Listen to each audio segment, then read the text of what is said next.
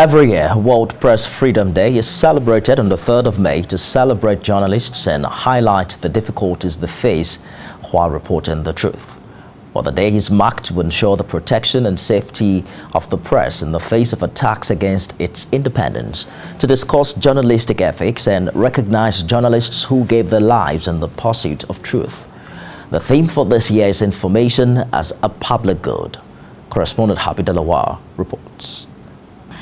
The United Nations General Assembly declared the 3rd of May as the World Press Freedom Day in the year 1991, after recommendation at the 26th General Conference session of UNESCO.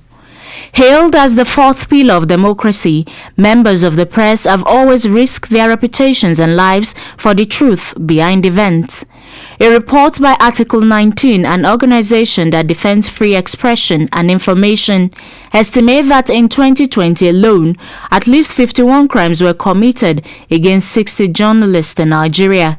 And yet, despite such persecution, many believe the press has been compromised and is no longer fair in its coverage, instead pandering to the fancies of the highest bidder.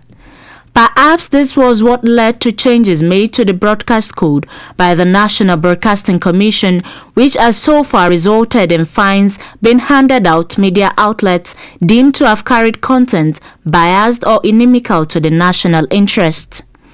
In a country with such diverse ethnic and political interests, it is also hard to thread the line between being fair reportage and what may be deemed as hate speech.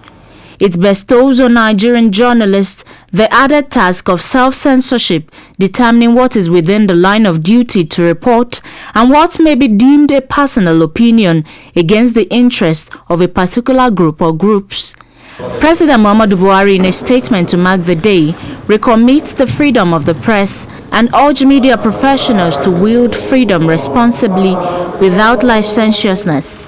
The president notes that freedom of the press is an irreducible minimum in a democracy that would flourish, but adds that freedom must be used responsibly.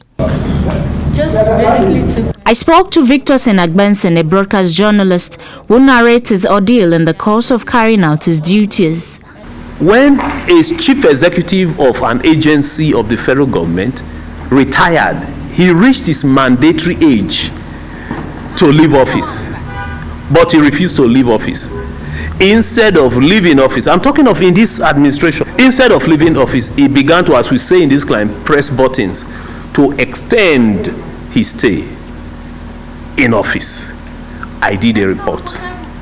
At the panel, one question I cannot forget, I was asked, why did you do that? I said, there are rules and there are laws.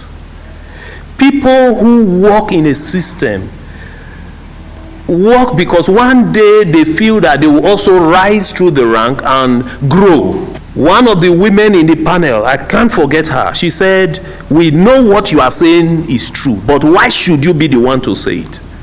And that is why Nigeria is in a parlor state today.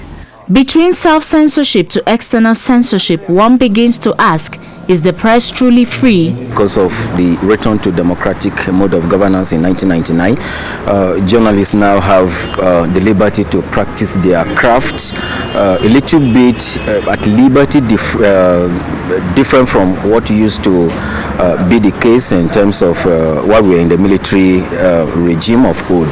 There is a lot of editorial influence when it comes to press freedom. A lot of people have to consider one or two things before they are able to publish their stories, which is entirely not the way it's meant to be. And while traditional journalists struggle with this moral burden, a new brand of journalism, citizen journalism, is making waves, enabled and driven by social media. It is the collaborative media that provides an alternative and activist form of news gathering and reporting outside mainstream media institutions. And it is gaining prominence because people seek alternative sources of information as the civic space continues to shrink. The new or subsisting threat to journalism in Nigeria can largely be surmounted by following the basic code like accountability, credibility, objectivity, and fairness. Habida Lawal, TVC News, Abuja.